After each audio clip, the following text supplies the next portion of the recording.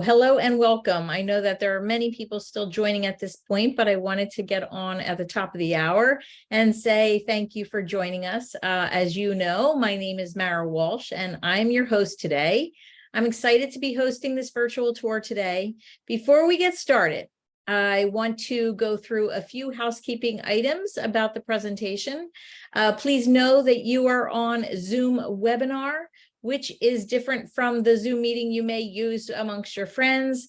Your video and your microphone are not activated and you will not be seen or heard.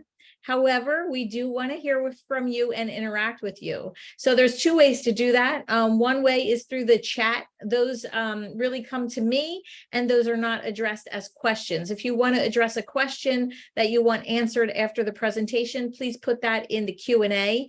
As well, if you're on Facebook, you could put that in the feed, and I'll do my best to ask those questions at the end to our presenter. If you have audio or video issues, just put a note in the chat, and after I'm done the introduction, I can help you with those as well. I'm located in the United States, specifically between Philadelphia and New York. I mention this so that you are aware of the time zone that I'm in, which is Eastern time zone in the United States. It might help you figure out what time these presentations go off at your local time.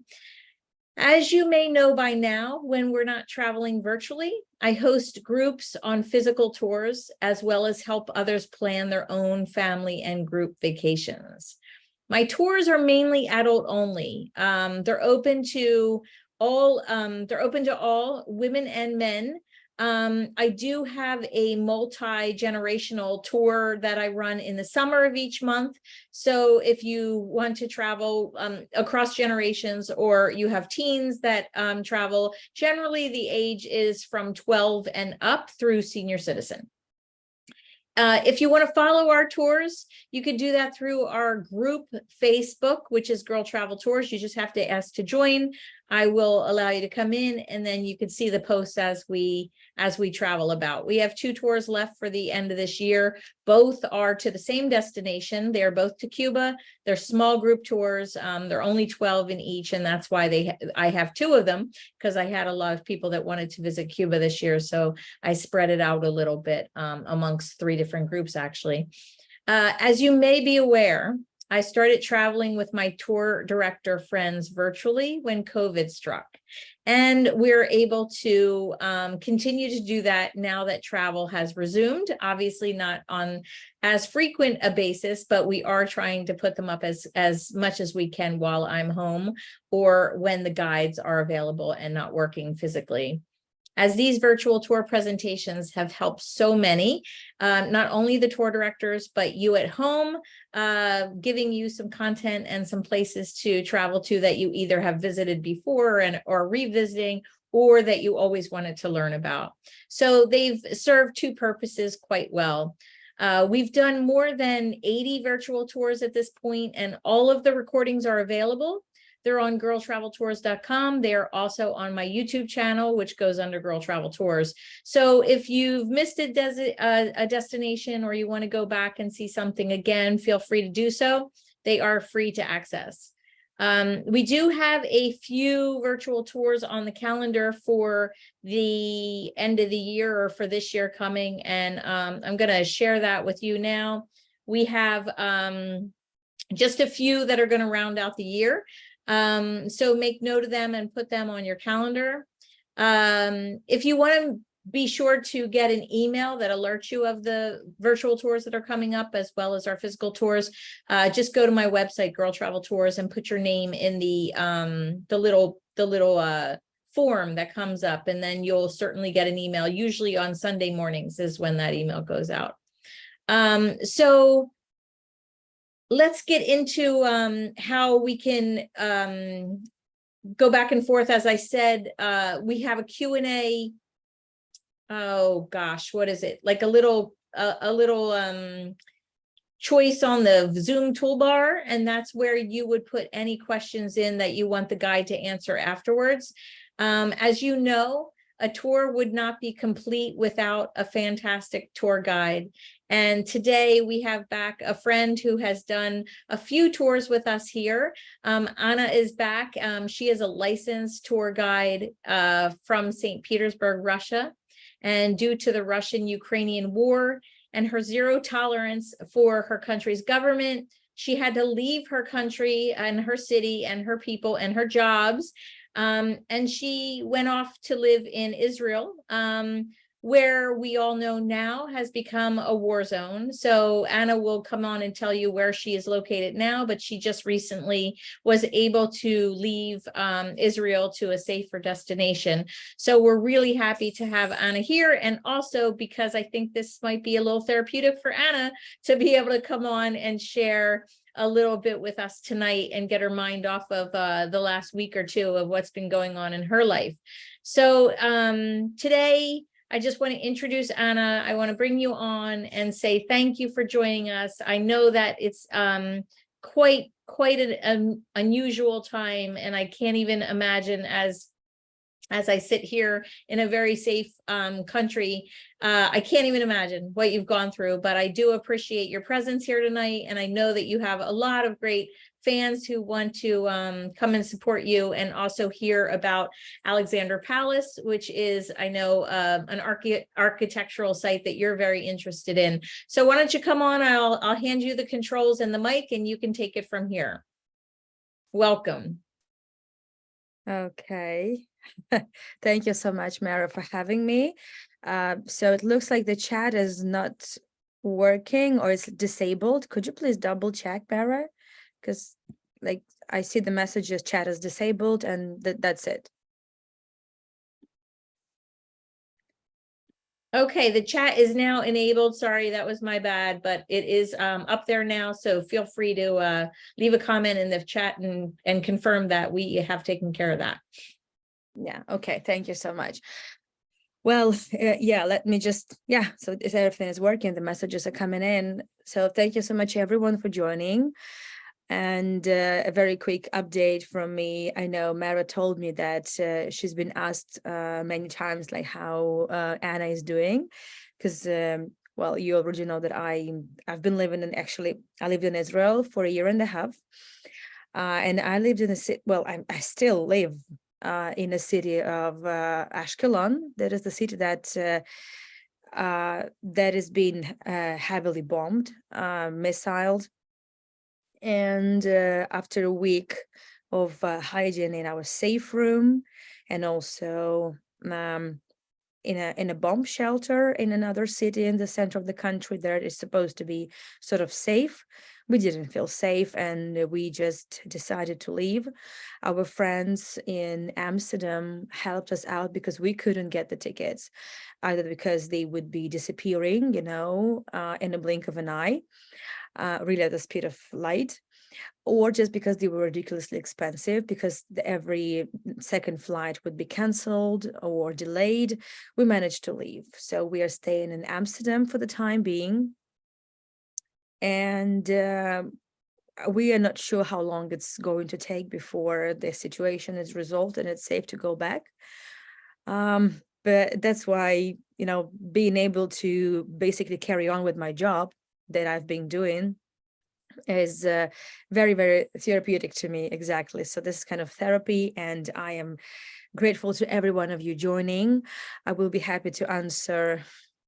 Thank you, Anne. Thank you, everyone. Shalom. I will be happy to answer your questions after the video. And as usual, since I cannot be there physically, so I only have the video content recorded for me by my friend, a videographer from St. Petersburg. And as usual, I added a lot of photographs, old photographs, some extra footage from open sources. I would like to start sharing the video with you. Hold on a second. And I would say that Alexandra Palace is actually one of my favorite, places, one of my most favorite places in St. Petersburg, basically because, well, it just has the history of the Romanovs. And the Romanovs, I believe the last Romanovs, Nicholas II, it's particularly interesting, for international audience. And well, the story of the family is so poignant, complicated, and also very, very sad, that it still touches hearts of so many people around the world. And well, it basically shows you the history of Russia, and the history of how the Russian Empire collapsed, and how a new country was born, and what horrendous turmoil happened to this country over the course of the 20th century. And it indeed had consequences and aftermath that actually, affected also other countries around. So it's a big deal. But I would like to switch from, let's say, big, like politics related topics, to a story of a family, because Alexander Palace, that's exactly what we're looking at now. It was not the, let's say, the official residence like we saw in the Winter Palace, the Hermitage, right? Which was the original, well, the first official winter residence of the Romanovs, the place for gatherings, like for official receptions and delegations, and also a home. This is different. We are now about an hour's drive away from Saint Petersburg, from the downtown, in the area called, like Tsarskoye Selo, Tsar's village. This is where the summer residences, several summer residences are located. And Alexander Palace was never meant to be a big, pompous residence for parties. It was home. And in this palace, the family lived. I will tell you why they moved, why they switched from the downtown, why they left the downtown, the court, and they decided to settle there. And this is the story of the family. So today I would like to more talk about what the Romanovs were like family, like mother and father, and just, the children. Of course, first of all, I would like to just, fill you in about about the history of the palace, because originally it was constructed by Catherine the Great, the one who moved into the Winter Palace and started collecting art, and thus she was actually the founder of what would later on become the Hermitage Museum. She commissioned to build the Alexander Palace for her grandchildren, for her grandson Alexander. That's why it's called Alexander Palace. And Alexander is the emperor mostly known for the victory over Napoleon. So he was a big hero, not only in the country, but actually outside the Russian Empire, in Paris. So his army spent about a year altogether in Paris after they defeated Napoleon. And this was the palace given to him, like every future monarch, especially because he was an apple of Catherine's eye, he was given a residence. And it remained basically the official residence of the balance of the royal family, and it will be passed from one emperor to another, and it would just have the official status of one of numerous summer residences of the Romanovs. But it changed with the last Romanovs, because exactly Nicholas II, his wife, they managed to they took the decision, and they managed within a few years, they managed to basically overhaul it and make it into an all year round residence. Because before that, of course, with severe winters like we have in St. Petersburg, it was not impossible to stay just at a summer palace. But you see here the photographs, how the palace looks at different times of the year. And this video was filmed for us in winter time. So that's why you get to see some snow. And I haven't seen snow for a while. So maybe I'll see some snow in Amsterdam, depending on how long we're going to stay here, but it's not guaranteed. When the video was filmed, there was still a lot of restoration going on, and but it still gives us, even if we see some scaffolding, it still gives us the idea of how big the palace is. However, it's it doesn't have any gold in its facades, right? It's not really as ornate as the Winter Palace, for example, or some other residences. Yeah, because it was built in the like it's classicism, that style that Catherine the Great loved very much, and no, of course, from the inside, many interiors would be changed. You know, every monarch, and it applied to every residence, would want to revamp or want to change. You know, to redecorate certain interiors because, well, fashion would change, and they wanted to keep up with the trends. So on the inside, you will see the interiors that were created at the turn of the 20th century, some Art Nouveau, which is my favorite architectural style. But from the outside, normally, as a rule, facades would not really be changed. So that's why it's a little bit, deceptive, like the way it looks from the outside and from the inside. A little bit of more recent history as of the 20th century, that it's also important to understand that all summer residences of the Romanovs were, well, really badly damaged during the Second World War, because Leningrad, this is the Soviet name for Saint Petersburg, was besieged by the Soviet army for 872 days. During that time, the Nazi army would be quartered in all these residences, would be destroyed little by little, and then after they fled in 1944, they would leave a lot of like bombs, everything, just to make sure they would destroy as much as possible as they left.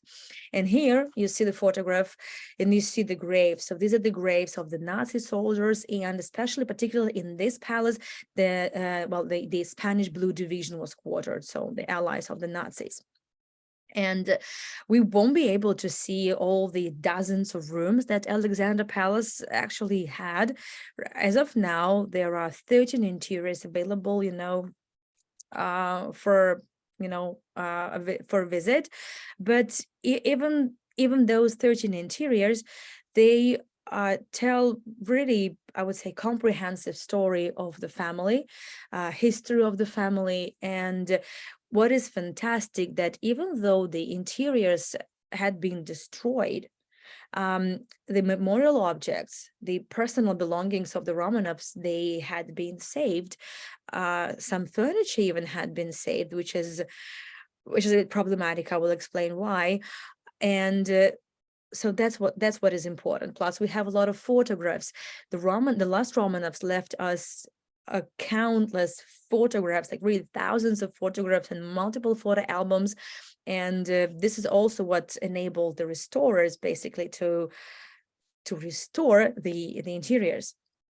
And before we enter, of course, I love sharing, photos of the last Romanov, because because they are so numerous, and they are not really official portraits, but they just, people, human beings, like all of us, like our family photographs would be. So the same thing. And this is, by the way, one of the last photographs of Tsarevich Alexey taken in Alexandra Palace. We will talk about it as the tour goes, because so not only had Alexandra Palace was their home, like permanent home, it also became the place of their exile. After Nicholas II abdicated in March 1917. And up until August the same year, they would be staying here under sort of home arrest. So this photograph was taken in the last winter of Tsarevich Alexey. Shortly after, in the new status, he would be living for about half a year then, and then they would be taken to exile. Originally, the palace was built by Giacomo Corenghi, the architect who did a lot who built a lot at times of Catherine the Great, in Saint Petersburg. And just to tell you, like, what kind of monarchs love to settle there, Nicholas I, for example. So it's not like after Alexander I, nobody else lived there for a century, and only then Nicholas II moved in. No, of course not. And Nicholas I with his wife, they like to spend summertime in Alexandra Palace, but it only became like permanent home with Nicholas II. This is true. And we are now visiting the first room. This is the library. Actually, there were 4 libraries in the Alexandra Palace at times of Nicholas II. The Romanovs actually have a huge book collection in multiple languages on multiple subjects, and they even have like library as an institution, not just the bookshelves. They had librarians, they had the stamp. Well, take a look. So, well, this is the photograph. This is exactly the photograph taken in the, well, like approximately 1916, and you see they have a lot of like rare books, manuscripts, and they would be kept under the, well, under the glass. And the family, well, of course, everybody loved reading, and they read a lot. And they had a librarian that would keep track of all the books. And well, of course, after the well, when the Second World War started, and when during time of the siege, many books were stolen. Well, let's say the expensive books would be stolen by the Nazis, but of course, the books that did not really have much importance to the Nazis, well, some of them would be burned, but most of them would just, well, let's say, disappear. So we don't know exactly what happened to some of the books, but more than half of the books altogether actually returned to the Library of Alexander Palace, and they're still being returned. Well, let's say if they show up and, at some auction, or something like that. So then they will be found, they will be purchased and returned to the palace. That's exactly what the practice was. And up until recently, I would say. As I said, altogether, there were 4 big rooms, and library will be one of the places where the family would spend, well, much time. The bookcases are now filled up with only a small portion, like, well, small number of the books that originally would be there. Some of the bookshelves are new, very few are original, but well, they could not really evacuate the 4 rooms of bookshelves. They could evacuate some books, but they couldn't evacuate all of them. It was impossible. That's why many books were gone, and some are back. And of course, most of the books are in the storage, and some of the books are the collection of the Hermitage Museum, some of the Alexander Palace, some books would be spread among other Romanov residences.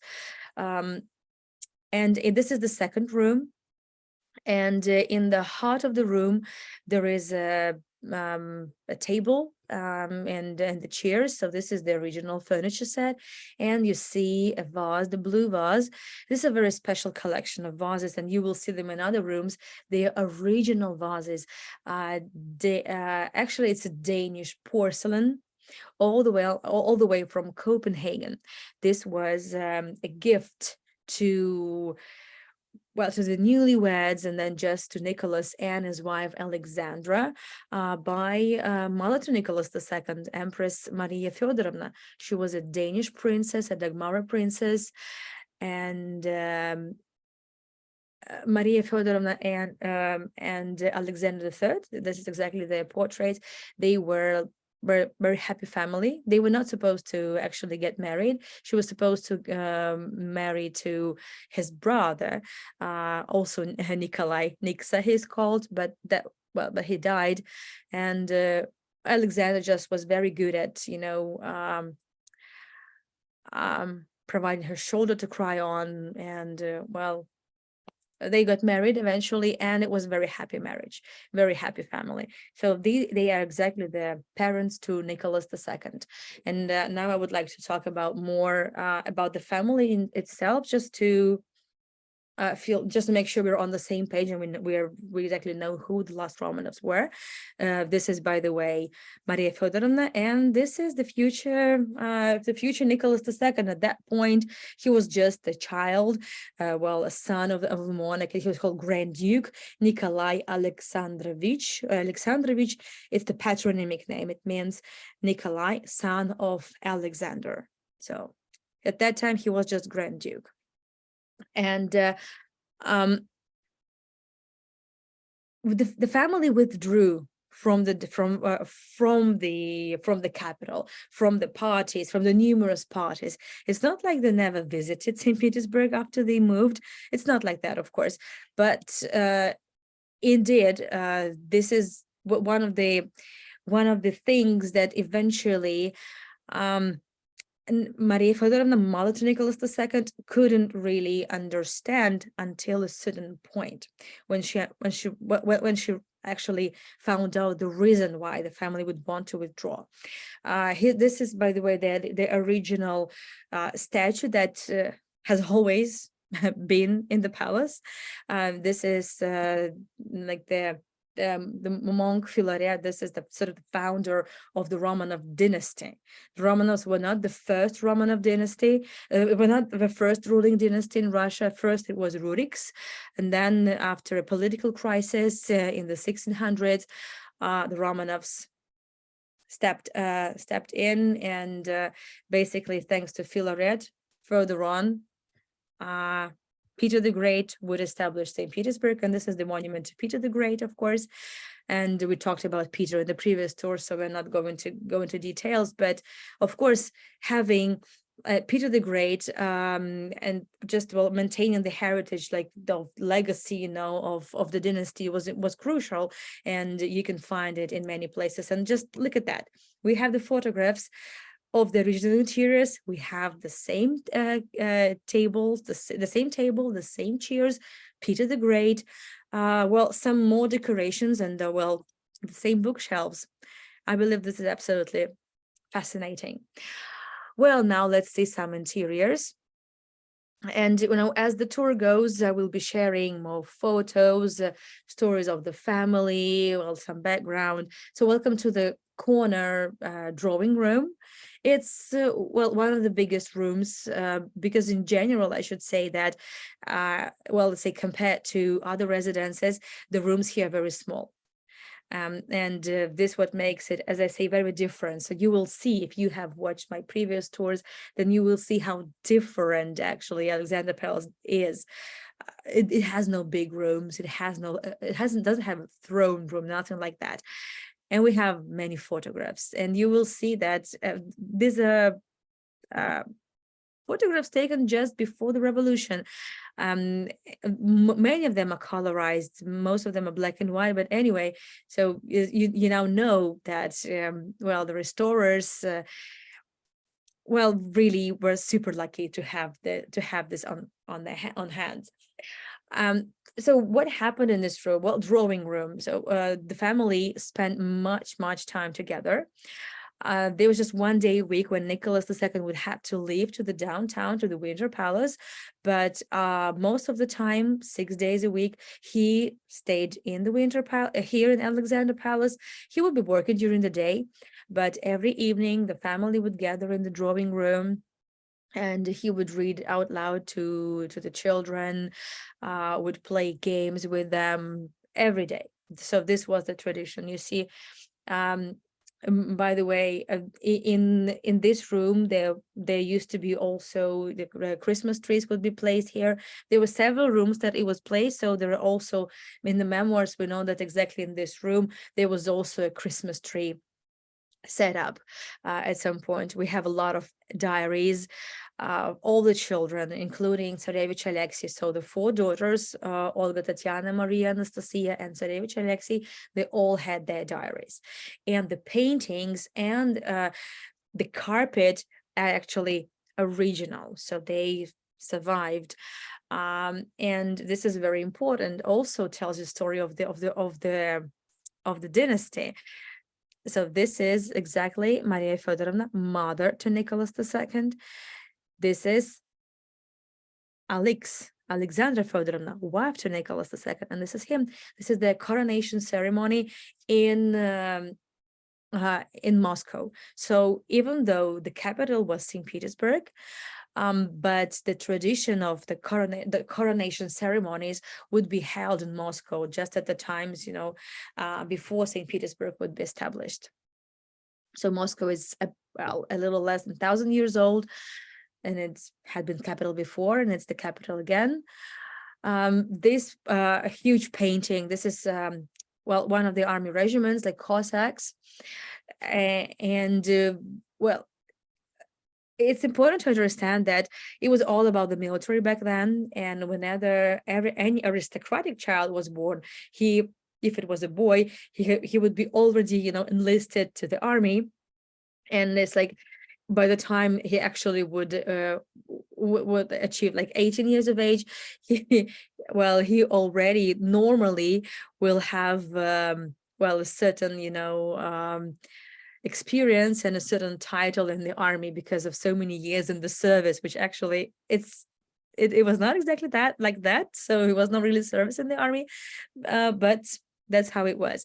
And Tsarevich Alexey, by the way, so the son to Nicholas II and Nicholas himself, they would be patrons of the Cossacks army regiment. So and that's why you can find many photographs of Nicholas and Tsarevich wearing the uniform of the regiment. And actually, even girls would have uniforms. They actually every child, so even girls, they would be patrons of certain army regiments, and they would even have to wear uniforms, and would have to participate in parades, you know, and different holidays. That was just how things were. The musical instruments, the two musical instruments, they belong to Alexandra Feodorovna. And you know, they say that she had a good ear and she could play really well, like she was really talented. But it's not like something unusual, you know, for a royal bride. What was quite unusual is that Alexandra Feodorovna was very educated. So she studied at Oxford. She was half English, half German. She was granddaughter to Queen Victoria. But her mother, Alice, lived in Germany, and she was born in Germany and spent around 10 years of her life in Germany. But then after her mother died, Queen Victoria took Alex to England, and this is where she was brought up. So I would say she always felt actually English rather than German. But anyway, the other painting over there, original, is also back to its original place. It was a present from the French president, Émile Loubet. This was a portrait of Marie Antoinette. It was the official portrait. It was official visit, a very important one at the turn of the 20th century. Russian Empire and France had a lot of business connections, and eventually these connections with France, with England, made Russia get involved, you know, in the First World War, where originally Russia had no really much agenda. But then that, and also you know, help to the Balkan states, forced Russia to participation in the First World War, and that's basically finished the Russian Empire, because the country wasn't really doing great on the Eastern Front. Why I'm saying this, because exactly in this room, in this corner drawing room, and by the way, this is the original carpet that the royal family would walk on, the royal kids would lie on, or play on, roll on, you know, like kids do. Exactly in this room, Nicholas II actually made that decision in 1915 to take over the responsibilities of the commander-in-chief, because the Russian army wasn't doing great, as I said. So in 1915, he made his decision to take over, and he would be in charge of the Eastern Front, and would spend much of his time, starting from 1915 up until 1917, would spend most of his time in Stavka in Mogilov. This was sort of the headquarters of the army, just next to the Eastern Front. This is the photograph exactly from that period, colorized, of course, but you see they're colorized. I just you can find them online. Originally, they of course black and white. So this decision was taken here, and in many of the rooms that we're going to see, well, we will see that it was not just like a family, but there was also some politics, of course, because this is the residence where Nicholas also worked. So I would say it's a home, but it's also, I would say, a sort of an office, a home office of Nicholas II.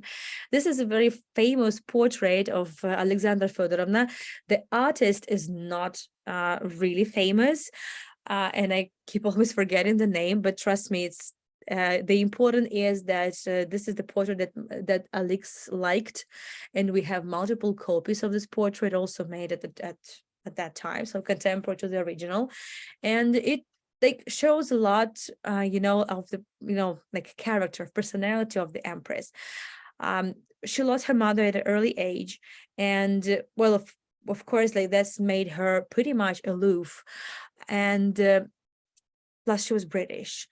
She always felt English, so she was preserved and introvert. This is what other people around her in Russia didn't understand, because it was like a first lady. Yeah, you should be outing much, you should be socializing, you should be participating in different charities, parties, arranging some receptions and whatnot, but she never really liked that.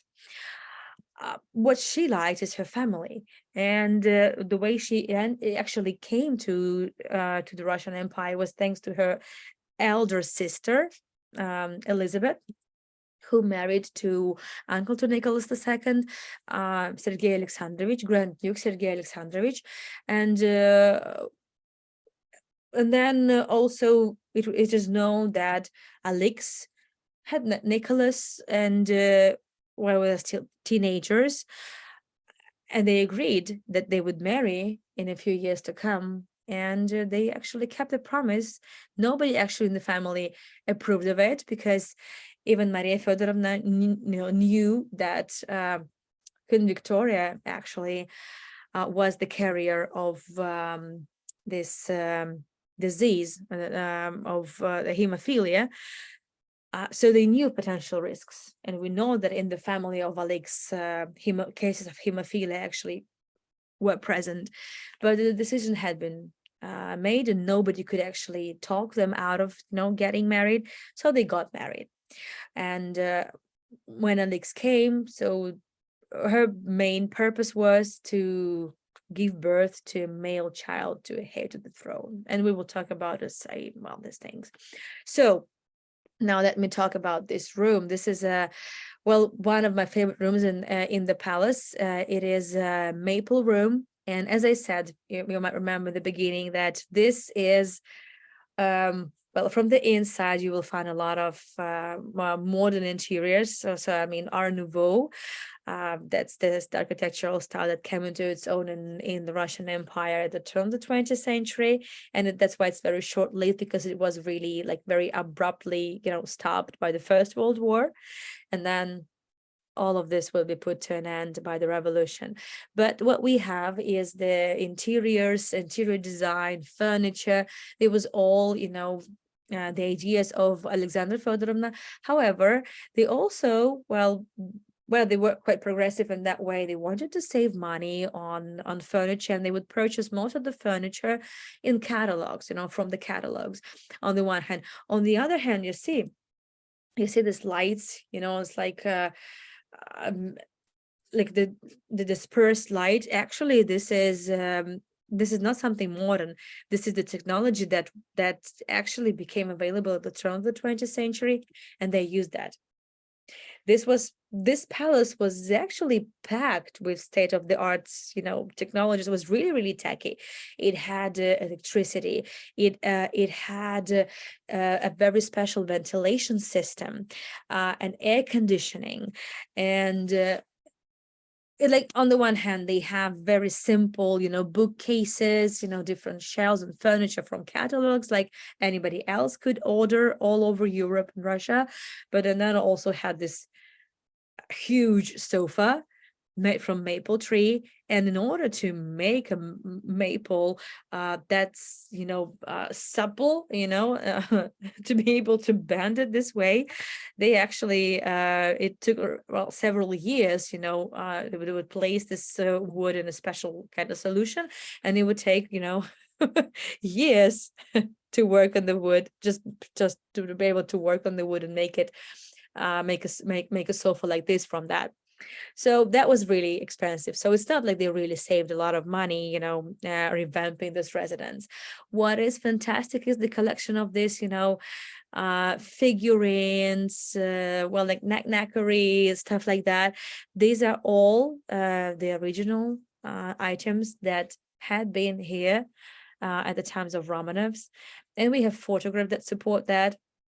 We have memoirs that support that. And speaking of furniture, so unfortunately, it was not possible to evacuate the entire furniture set. So they would normally they would try to evacuate like a small sofa, a table, a chair to have the idea of the furnishing and upholstery. But the rest would be destroyed. The rest would, well, most likely, the rest of the furniture had been used just to hit by the Nazis to hit themselves in the palace during the severe winters. And the first winter was especially severe. I mean, the winter of 1941, 1942. But other winters were also not exactly, a resort. And by the way, speaking of this skin of the bear, we're not sure if this is the original one, but we know that there was a bear skin because Nicholas II was an avid hunter, and there are photographs, of him hunting. I specifically didn't want to include them, but he was, well, many of them were avid hunter, but he was like particularly, avid, I would say, too much.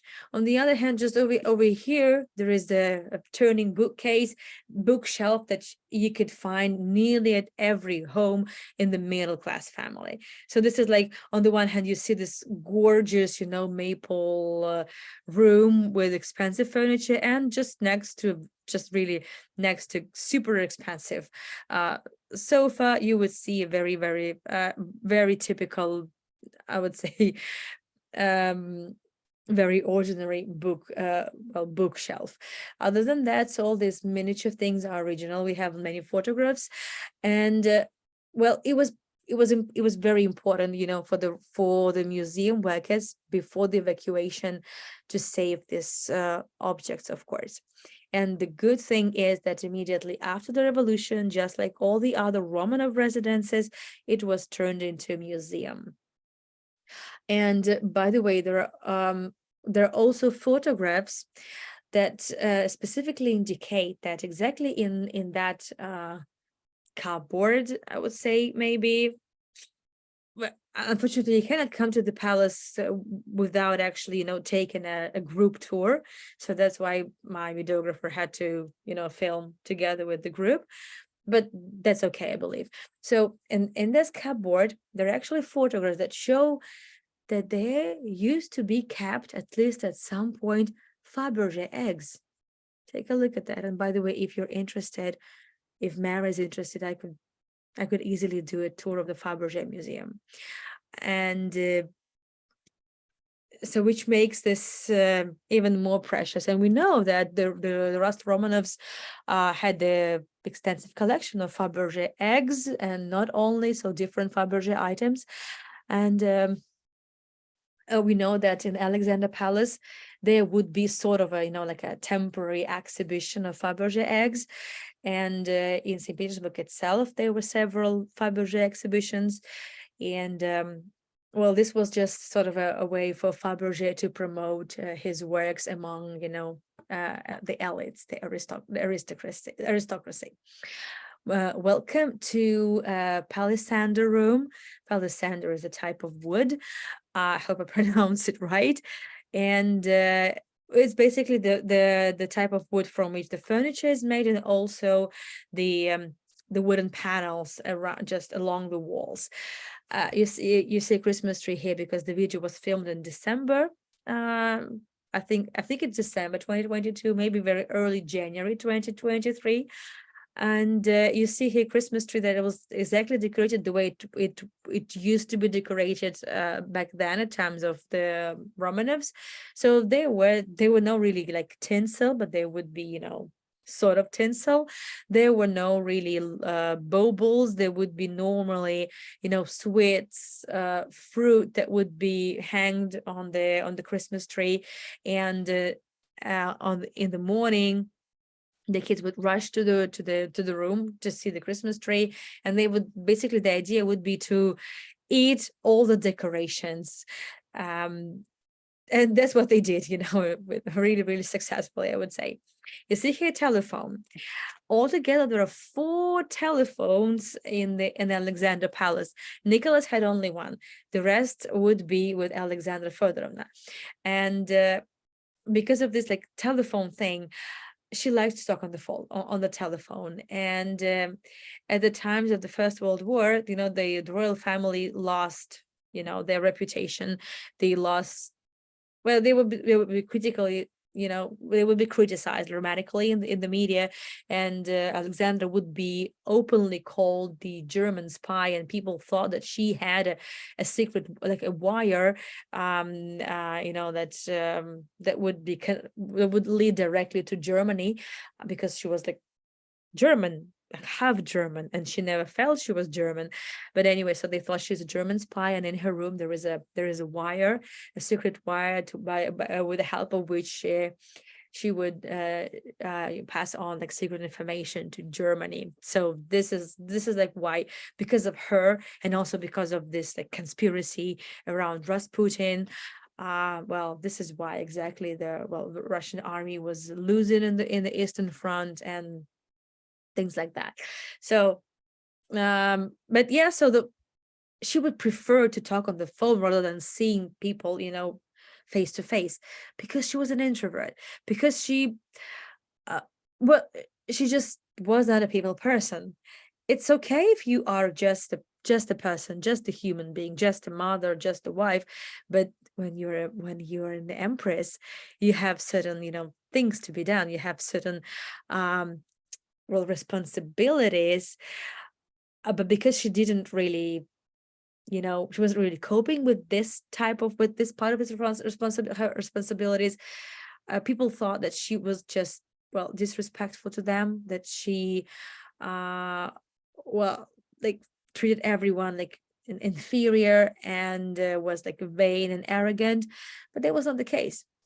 And as I said, she had been well, she had been preoccupied, first of all, with the childbirth in her attempts to bear a male child, and later on with her, like with the news that her only boy had hemophilia. What's also important, exactly in this room, over the phone, she learned about Nicholas's abdication from the throne. He signed abdication on his imperial train, on his way from Stavka, from the Eastern Front, to Petrograd. Petrograd is also the name of Saint Petersburg, but at the time of the First World War, and then up until 1924. I know, well, my city changed its name like 4 times in less than 100 years. So it's St. Petersburg, then it's Petrograd, then it's Leningrad, and then it's again St. Petersburg. I know this is very confusing, but that's the history. And so the great thing is many artworks are back to its original spot, and also the just different items. The next room is, well, ladies, it's not the pink room.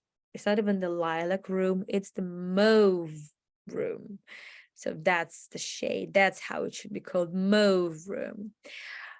First things to say is that the furniture did not survive, but it was did again. It was made again, and thanks to numerous photographs of the interiors, and also the photographs of the family in these interiors, because this was like the favorite study of the Empress. Actually, starting from this room, it's like we have sort of a small like women's half, like in every royal residence, it's supposed to be like a male half and the women's section of the palace. And it was the same thing here. And in this room, she loved to spend, most of her time. The kids would be allowed here also. So there are a lot of also like children items. There are many photographs, which I think I will also I also added them here to the footage. The kids would come here, they will be playing. She will be the health of the Empress had been, well, really I would say undermined, by the childbirth. And by the time the last child, well, the fifth child was born, she had been already not the healthiest person. And after every labor, she would have to spend several weeks and months, in a bed. And after several pregnancies, she actually had to move around the place in a wheelchair. There also will be some photographs. So that's why most of the time she would she spent it's either in the bedroom, in the bedchamber that we're going to see, or in this room, mauve room. And you see many guests also like visited her here, but not the official delegations, only friends, relatives, and children. So there are tons of photographs. That armchair, for example, it's the favorite armchair of the Empress. At this table she would be working, and then at that armchair there are, I think, about 100 of photographs, different photographs taken just on that corner armchair. It's just unbelievable that, well, the family liked to be photographed, and every photograph, like the kids had their own cameras, so everyone would be putting them like by the way, in Alexandra Palace, in the park, there was a photo laboratory where the photographs would be developed. And and then the kids would stick them in the photo album, glue them in their photo albums, and we have dozens of them, which is great. So you see, many. And you will find that Alexandra is not really smiling at most of the photographs. In most of them, she's actually looking pretty miserable. And well, in fact, she was pretty miserable until she got pregnant with a boy, and then there wouldn't be really like too much space for joy, because as we know that, well, quite shortly, just the next day after Tsarevich Alexey was born, they would find out that he had been really sick with hemophilia. So anyway, you see, just, well, I think here's just like, several photographs, but there are a lot more, trust me, a lot more. All the family members, all of them. Speaking of the upholstery, and this is the First World War times, when the royal family volunteered, the women volunteered in the hospitals while Nicholas was away. So speaking of upholstery and just the fabric, so as I said, they decided not to really, splash on interiors in a way, but Alexandra commissioned, like she purchased 4 different types of fabrics. And for example, like this is the English chintz. It's like a very thick, special kind of cotton. And the order she placed was so huge and so expensive that it even made its way like to the newspapers in England. I never seen any newspaper article about that, but that's what also was said to us by Alexandra Palace. I have a license to give tours in that palace, so it's interesting. Welcome to the bed chambers, and of course, the first thing you see is the beds, and the beds are, well, they are arranged exactly the way they will be arranged at times of Nicholas II and Alexandra, and it's quite unusual because typically the monarchs would sleep separately in different rooms, and normally their rooms would have the doors, so they actually would be connected to one another. But from the very beginning, the Romanovs would put their beds together and sleep together. That was very unusual. Also, Alexandra Feodorovna would breastfeed her own children, all of them. It was not usual. Normally, there would be the special ladies, it's called karmilitsa, that would breastfeed the kids and actually take care of the children as well. But Alexandra wanted to do everything herself.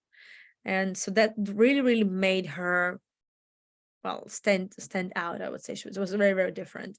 And it's not like, some people would actually be very judgmental about it. But indeed, for her, it was a lot easier to be a mother rather than a party animal. She was not like that.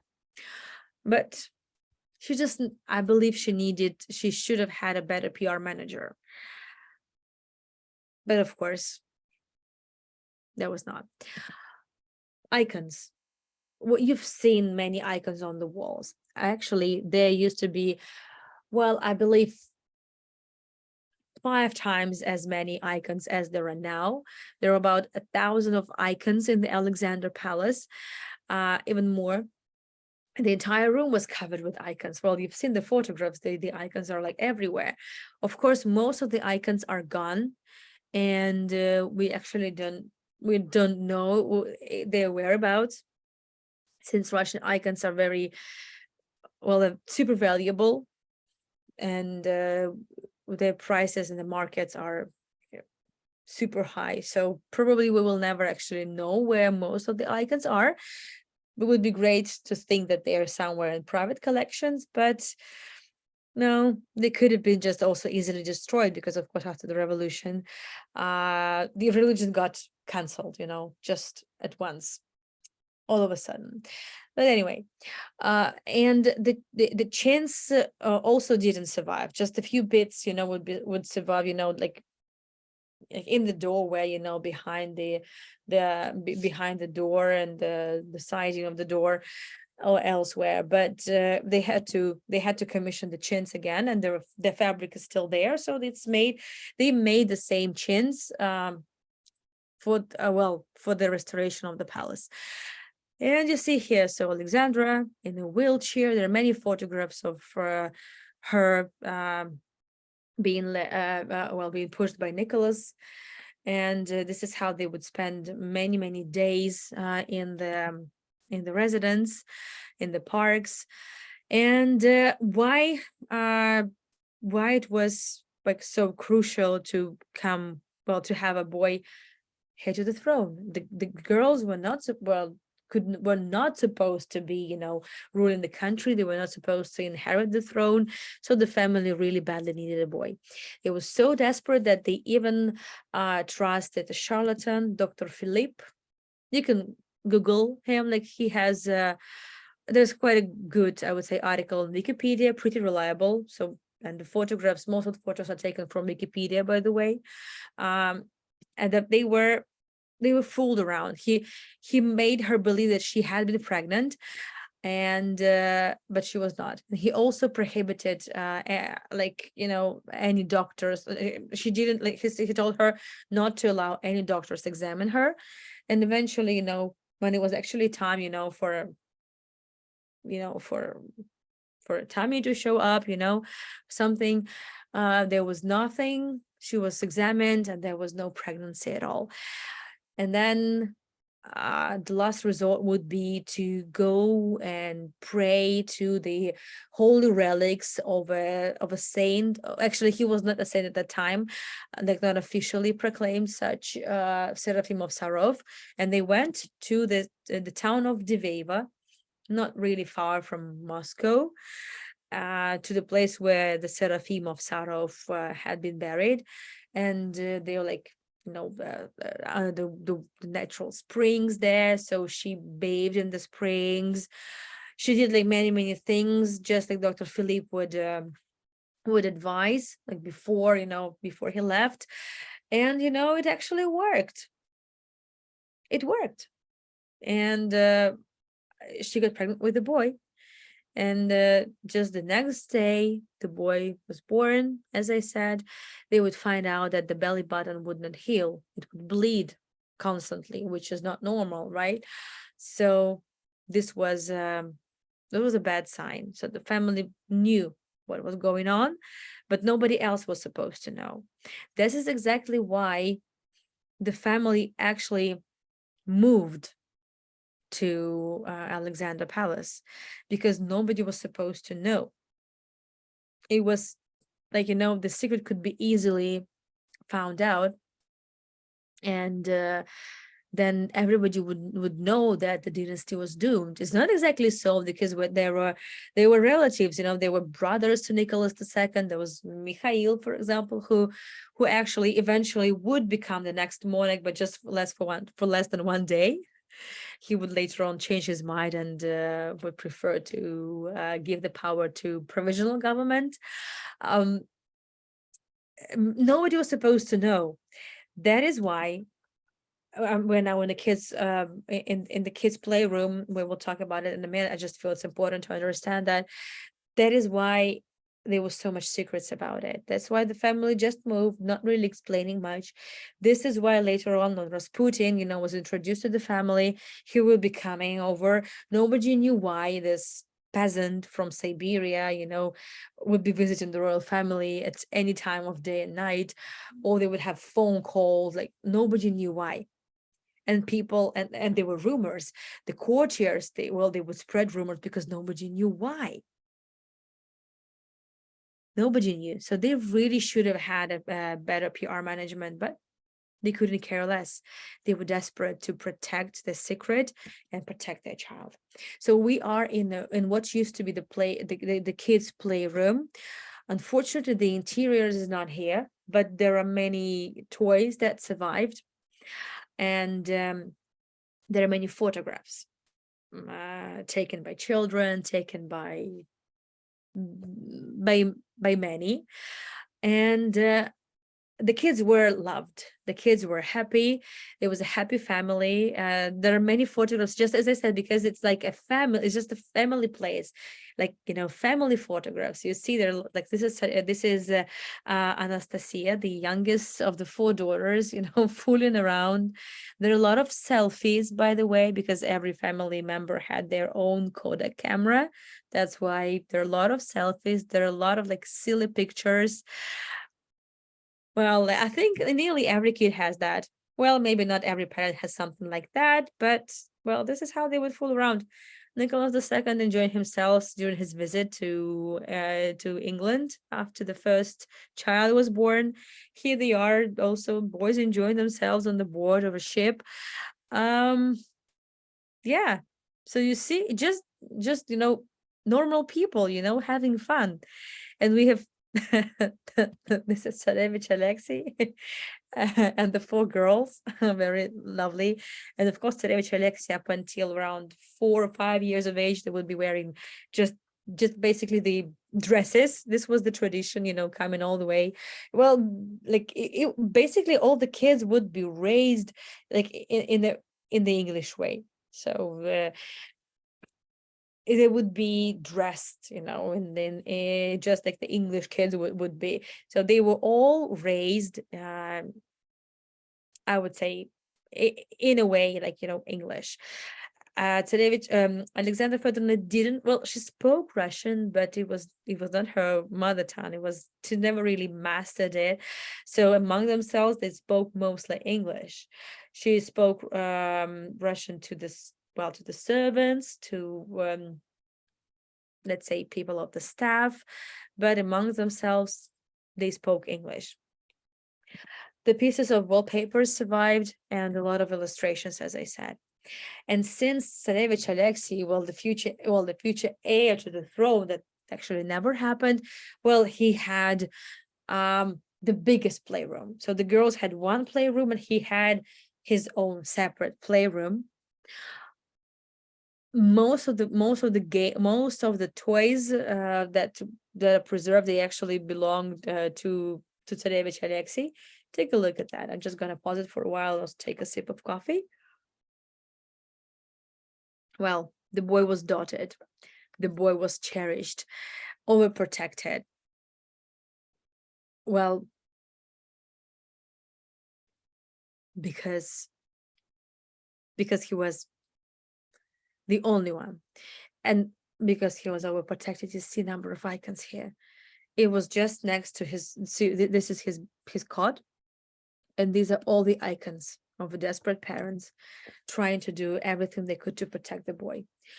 But you see, so this is him laying just in the icons next to him, mother next to him. There were many, many instances when he hurt himself unintentionally, and he was on the verge, just he could die any minute. And this is when only Rasputin could help. So nobody was supposed to know, but they didn't really care. So they didn't care, but rumors kept spreading, and all of that, the Rasputin, Russia's,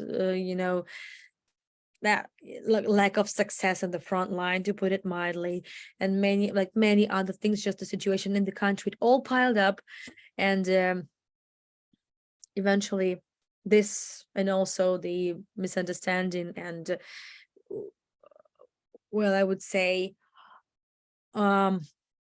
envy also of the other courtiers and other Romanovs, it would bring eventually to the abdication. So we are now in Nicholas's rooms. So we need about, I think, 10 more minutes, and then we're done. So this is we're going to see several studies of Nicholas II. This is sort of a secretary room, or like the waiting room in Nicholas's part. Nicholas is half of the palace. This is where all the officials would be coming to see the emperor, and it's not like they had to spend hours, one way to visit the emperor, to report to him, to bring the documents to be signed. No, there was a railroad. The first railroad in Russia would be exactly connecting the downtown with these lands, and that's why it was like 1 hour ride, to Alexander Palace. That's why every day he had Nicholas II held multiple visits, multiple talks, gatherings, and his day would be pretty packed. That's why he needed a secretary. That's why there was a journal of visits, and we know, thanks to the journals, that most of them survived. We know exactly who came to see him. We can understand what kind of talks probably were made, depending on the year, depending on the date, and the people. So we know of all that, and unfortunately, the interiors didn't really survive. The ceilings didn't make it to the modern times. So this is all new, but the artworks are the same. So of course the portrait of his wife, of course the portraits of the children, and a lot of Russian landscapes, because Nicholas was a patriot, and Nicholas truly believed, the number of icons in the palace, they truly believed that they were anointed to rule. They were anointed and appointed, as representatives of God on earth, and that they are, father and mother of the Russian people. This is exactly how Nicholas had been raised by his parents. That's why every reform that had to be made, the one that would restrict, his power, was unimaginable to him. Because how come it goes against, his understanding, of life, of work. That's how it was. So they basically, throughout their reign, they try to maintain status quo. They try to keep things the way they were before them, but the times have changed, and they didn't understand that. So this and many other things, this is exactly this, all these problems, they piled up until they just reached the threshold, and this is when it broke out. This is a small study of Nicholas II, and we see a lot of artworks. We see vases from the mom, from Mama, a Danish porcelain.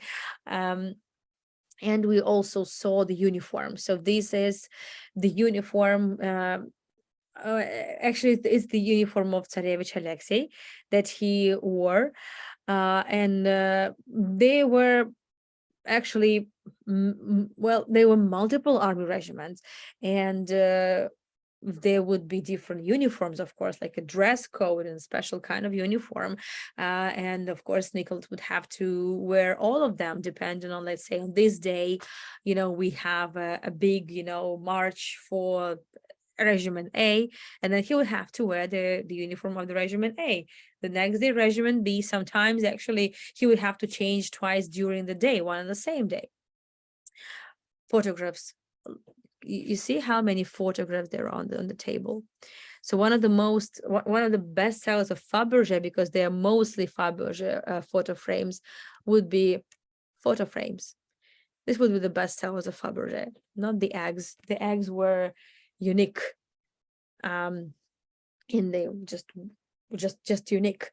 Altogether about 50 imperial eggs, but they were just, but the photo frames, oh, this would be a bestseller, like all over the country and even abroad. Take a look at that. So the family was crazy about photographs. Can you imagine how their Instagram accounts would have looked like, or TikToks? I can really think it, I can picture this, the royal, the girls, for example, Anastasia posting something on TikTok. I can easily see that. I can easily see that.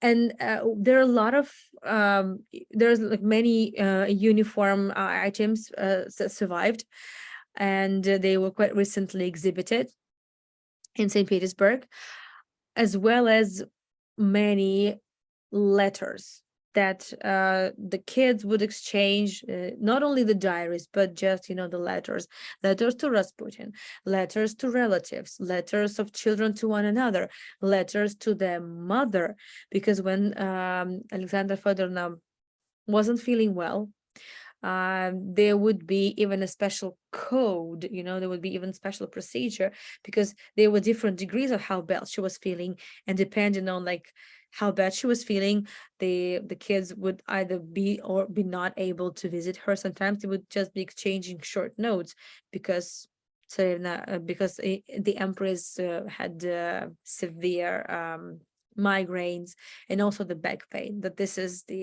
exactly the aftermath of the childbirth of the four. She was given birth every 2 years, so her health had been in a horrible condition. But this health of Nicholas II wasn't really. He was really in the perfect shape. We are in Moorish room, or in the swimming pool, or well, there are several names. What is important that this was his gym, this was his sauna, this was his swimming pool. Swimming pool, you see it's there. By the way, it's pretty deep. You see the tiles. Some tiles are actually original. You can see, so they're placed here, some of the original tiles. They were actually found on the bottom of that very deep swimming pool. But by very deep, well, actually, they say they could fill up to 5,000 buckets of water. So I'm not sure how much it is in liters, but you see it's pretty deep. And Nicholas mentioned, oh, it's so good to be able to swim in my piscina every day. So this is how he called it, the swimming pool. It's recreated just as it was at times of Nicholas. Moorish style was, well, it was just a big trend. As I said, they were trends, architectural trends, and they would want to keep up with this. And it was just a must for every aristocratic house to have a Moorish room. So of course they had Moorish room as well. And it was up to them to decide what the room would be.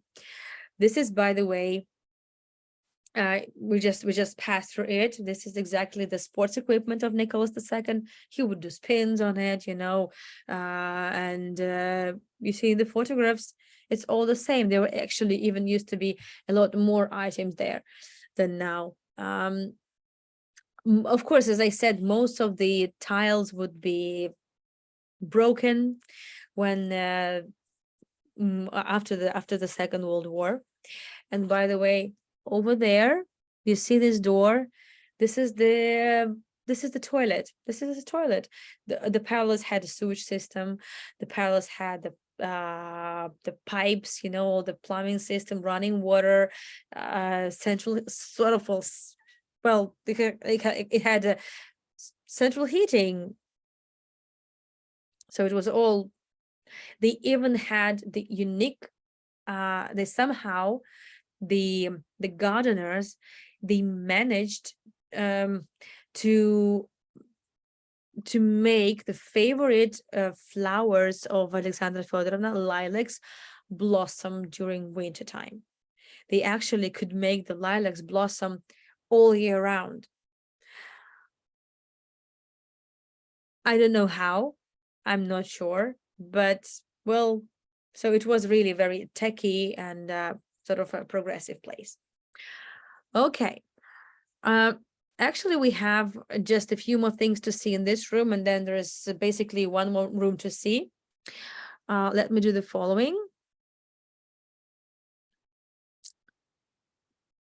So the next year after the revolution, the place was turned into the museum. And I want you just to see the video that was filmed in 1918. This is the workers of a certain factory visiting the museum.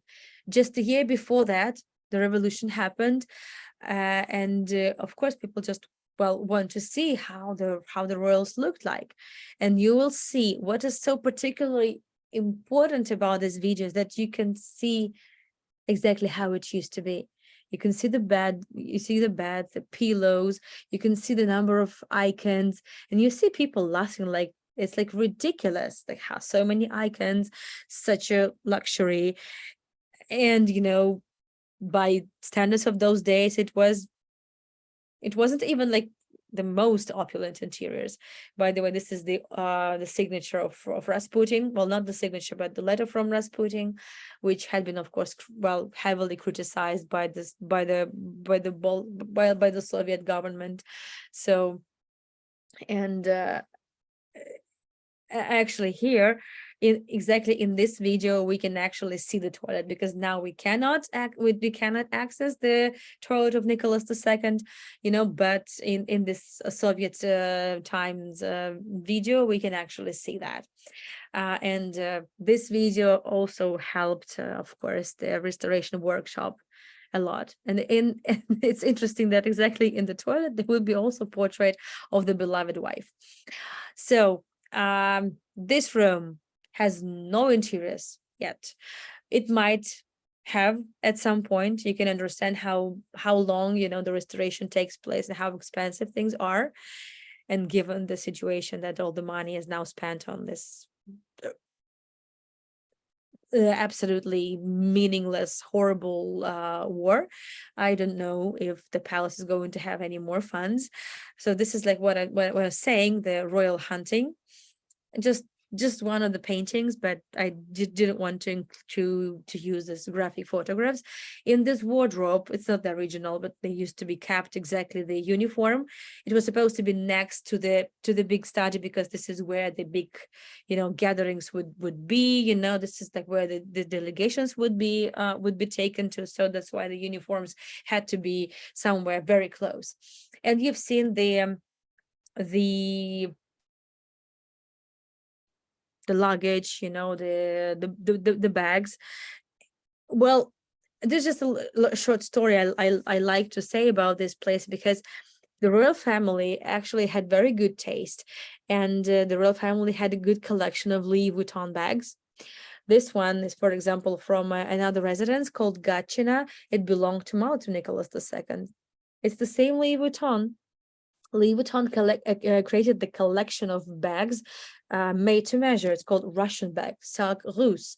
And then it would be the special thing about it, there was just different sizes of the bags that had one and the same key. And it gets so popular that I had to just actually produce it, on a like big scale. Oh, this bag was you see, there is an anchor. It was created for one of the Grand Dukes who was in charge of the Russian fleet. Don't worry, the video is much longer than we're going to be talking. So it's just one more room and we're done. These are not the Louis Vuitton bags, but there are so many of them. So this is like when basically it's interesting to see that the entire fate of the country changed, but Louis Vuitton is still here. And they still use the same patterns, use the same designs. I believe this is something like, well, it's just interesting how it worked out. The last room is the big statue of Nicholas II. Take a look at that. Art Nouveau. No symmetry, a lot of floral designs, smooth lines, different kinds of decorations, reminding us of some natural things, plants, animals, and whatnot. Art Nouveau, exactly. And this is like, the most of the items are original here, but not the billiard table, but let's say the works on the sofa, the lamps, and here is like a little a balcony. So that balcony was connected with the statue of Alexandra Feodorovna, and she could actually sit, eavesdrop, or just observe the official meetings, the official delegations that were carried out exactly in this room. So it was connected to one of the rooms of the Alexandra Feodorovna's half of the palace. And take a look at the photographs. So the sofa is there, the artworks are there, the small items, animal figurines, vases, and all the collectibles, they're here. Portrait of his father, Alexander III, is still there. Tables are there, portrait of his wife, like numerous portraits of the wives. The tiles, the beautiful tiles of the fireplace are not original. Maybe several survive, but of course they were just recreated. But well, the most important things had been evacuated, taken to Siberia, and then returned to its place. The ceiling, you might have noticed, is quite original. So the idea was to the ceiling should, well, Nicholas wanted the ceiling to look like a floor of a ship, like a ship for some reason. So it has all those rivets, some strange items over there. So it doesn't look like actual ceiling. Well, that's the idea. The local materials, the idea of the Art Nouveau was to, in the age of technological progress and industrial revolution, upheaval, the idea was to bring people back to nature, help them reconnect with the nature, and also use local materials to connect to your local nature. On this table would normally be a set of books, prepared for the emperor, so he could easily take the books necessary, or the journals or whatever necessary, and then it would be either by this table where the work would be done, like meetings would be done, or at his table, at his desk. This is the royal camera. This is the camera that belonged to Nicholas II. And as I said, everyone had their own Kodak camera. Every child knew how to develop the photographs. They had professional photographer that also taught them photo development and everything. That's exactly why we know a lot about them as a family. This is why we see them, as the humans, not just the royals that we know from the official portraits, sent all across the country, but just people. of course, I'm sure they wouldn't have approved of some of the photographs being seen, but well, we have them. This is it. So as I said, a very limited number of rooms that is available for us to visit. They are working on recreation, restoration of some more interiors. And of course, there are some bigger rooms. There are rooms that they still preserve their interiors from the 19th century. But of course, what is the most important is the rooms where the royal family lived. And these are the rooms that basically reflect, their lives, That's it. I'm done. I'll be more than happy to answer questions and, add some things you would like me to. All right, that's wonderful. It's a toss-up. I'm wondering if it's a good thing that there were only so many rooms available for us, because it took a good amount of time just to see what is available. And it's really interesting to see what's still original versus replication. But what a spectacular place, and obviously a wonderful museum if you're able to get through it. And we aren't, and we probably won't be for a very long time. So thank you for bringing it to us in this virtual way. We do, I put up a slide so people know how to tip Anna if they are so inclined. By all means, you could go to my website and leave a tip to the tour director there, or you could go to PayPal or Venmo, whatever's easiest for you to do that. And next week, I will not be doing a virtual tour, but the following week we will be going to Kyiv, Ukraine, with Olga, our tour guide there. So please do sign up and come back to see us in 2 weeks' time. And after Anna has a little bit of her drink, we're going to jump into the Q&A if you're ready for it. And if you don't mind, I'll kind of throw some questions at you that I see, and you can kind of talk through them, and then we can go from there.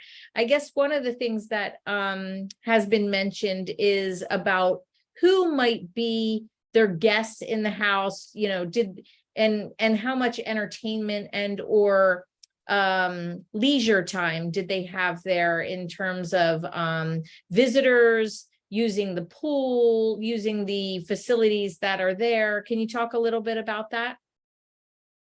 Well, because of this condition that Tsarevich Alexey had, the number of visitors was really limited. They tried to make sure that, well, the minimum people could actually come. So that would be the relatives, sisters to Nicholas II, so aunties. Those would be the grandparents. That would be their closest friends, ladies in waiting, doctors. All the well, basically people who just did all the service in the palace. There would not be like official delegations to Alexandra Feodorovna. To Nicholas, yes, but this would be separate, and they would not be allowed to the rooms that we have just seen. Of course, the family was quite, isolated. The kids definitely didn't have enough, connection with the world. They didn't have really many friends. The most friends would be their relatives.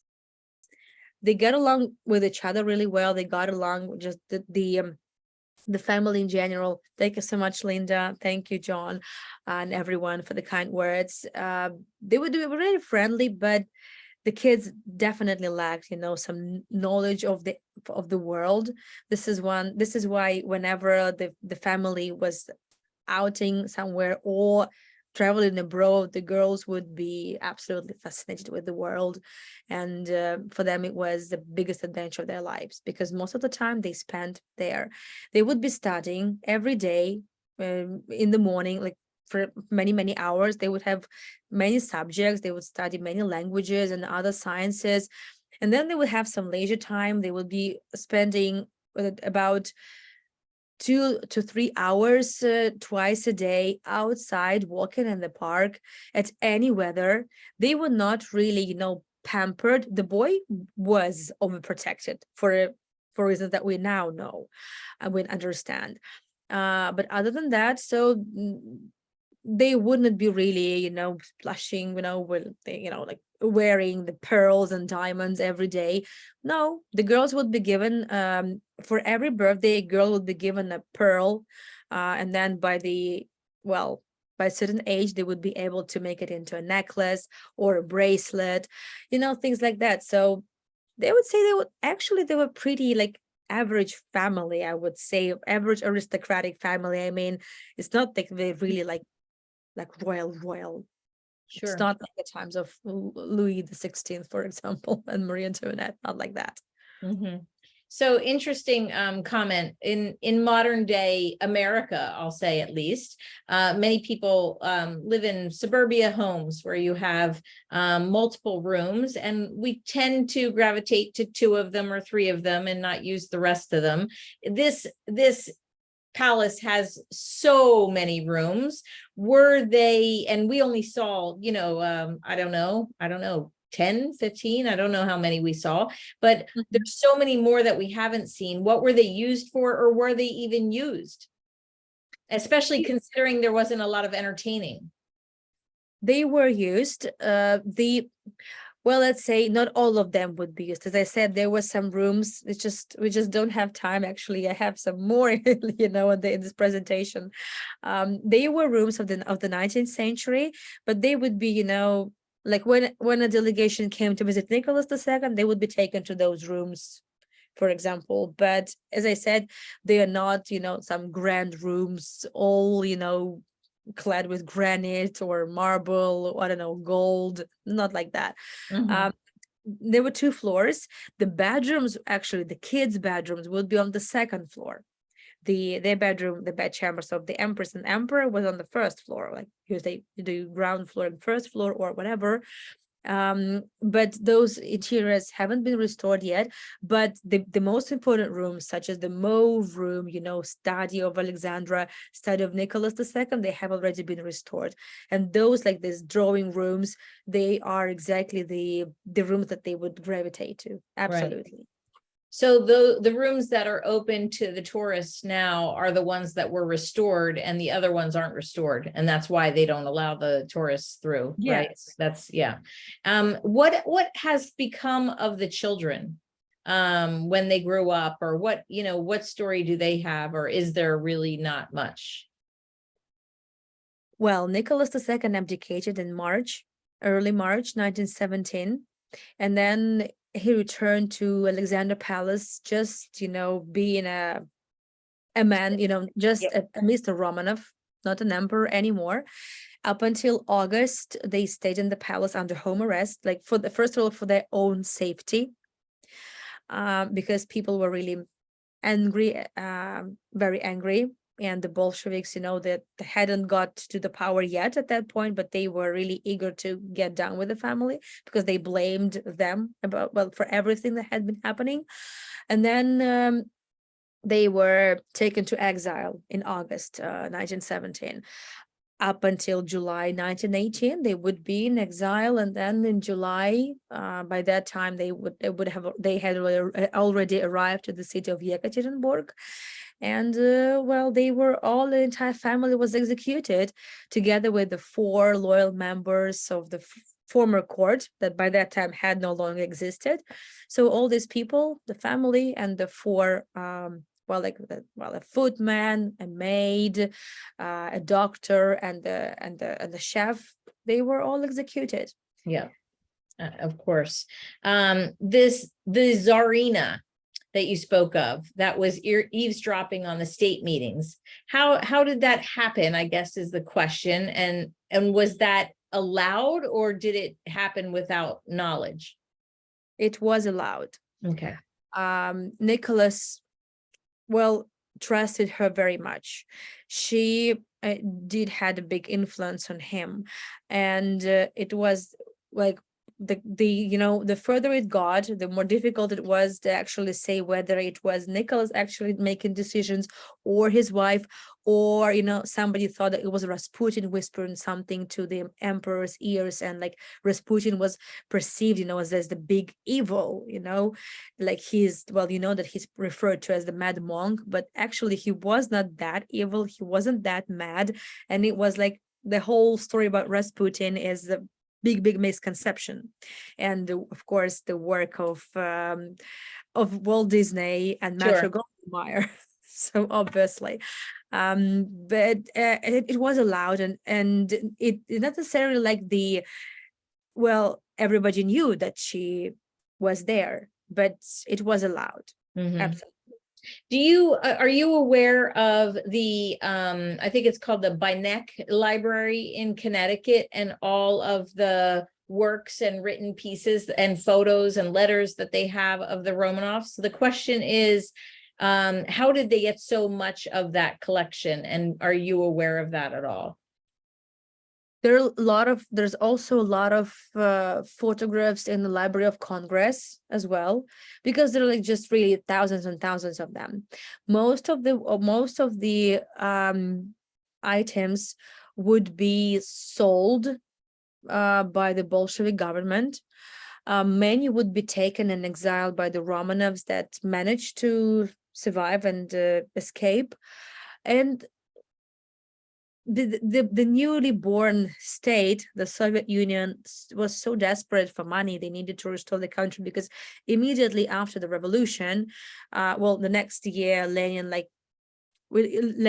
made sure the country would withdraw from the First World War with the huge repercussions and losses, and then there was the Civil War. So the country had been absolutely devastated. So they needed money. They would sell many museum exhibits, many archives as well. Sure. Yeah. Yeah. A question about the family specifically, and when they went into exile, there was no country that was willing to volunteer to take them. Well, they really hoped that England would save them, but eventually, they decided to back off. And basically, Nicholas II by that time had a very bad reputation. Like, he was seen as a tyrant, and basically the crown just didn't want to Be face associated. Yeah. be associated with it. Yeah. Didn't. So yeah. So that segues into a bunch of thank yous, and just thank you for your knowledge. Thank you for bringing us this information. The fact that you have a passion for it obviously brings us even closer to it, and you feel as though you're there and really taking it in. And thank you for the personal touch you offer. Another question came in about your tours that you do outside of Girl Travel Tours, which is mainly what you do. Do you have recordings of those tours available, or are they just when you're doing them you attend and then they're not recorded or available to people afterwards? if I do the tours on my platforms, then I have the recordings and they are available on demand. Let's say if a person wants to see 1 or 2 tours, they are available on demand. I just send the links if they contact me. Where I also have like a sponsorship thing.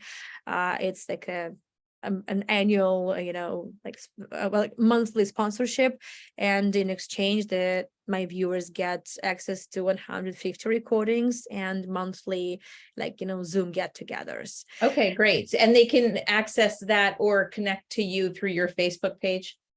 Yeah, I have a website. Okay. I can say the address if you. Yeah, please do. Yeah, AnnaYourGuide.com. Very easy. AnnaYourGuide.com. Yeah, absolutely. So this is Okay, it has awesome. all the links, the ways how to become a sponsor, how to tip, where I provide my extensive schedule. I sometimes repeat the tours, but I don't really like repeated tours, one the same way, or at least I do it with I would say a gap, a significant break. Yeah, I do tours about Saint Petersburg and about Israel. And I would imagine soon about Amsterdam. Yes, with my perspective. Right, right. Well, that'll be interesting to see. So there's always a blessing behind the curse, and maybe that's our blessing, is to get your perspective of a new destination. And again, I want to thank you so much. I know it's been a tumultuous time, and I can't even fathom what you and your family are going through, but I thank you for joining us and sharing your passion with everybody tonight. So thanks so much, and I look forward to seeing you all again soon. Take care. Thank you so much. See you in November for the Yep. Russian Jews.